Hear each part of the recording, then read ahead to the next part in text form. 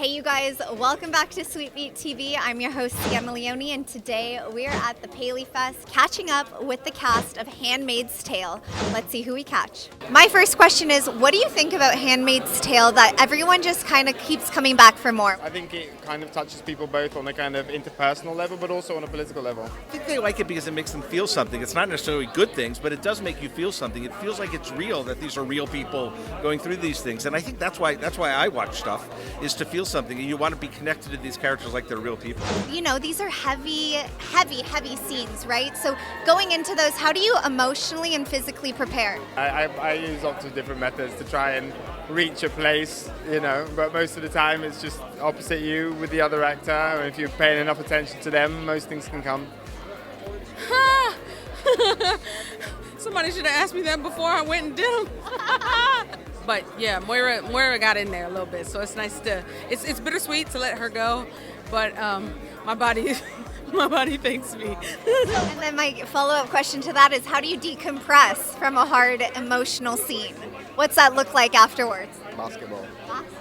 Getting on the court. Hoops. Definitely having time with my daughter. And also meditation and mindfulness. I've adopted those practices very recently.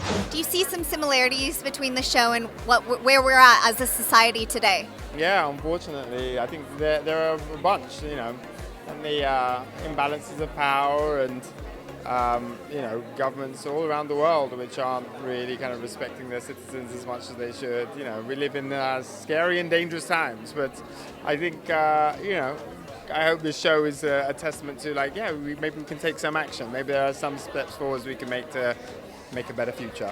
Is there another character you ever thought of? I would like to kind of dip into that if you weren't Moira. Janine. Why? I just love her character. I think she's the best. Waterford. Like Joe Fiennes' character, to be able to be that man from the inside, the power that he has, I don't know what it's like to be a man. That would be cool to just figure it out for a little, especially a white man. Now, let's talk about your character, Moira. Okay, she's been such a beacon of hope in this series. So playing her, how has she shaped your understanding of resistance and survival in difficult circumstances? Oh, that's such a great question. I do think that Samira has changed from being able to give life to Moira.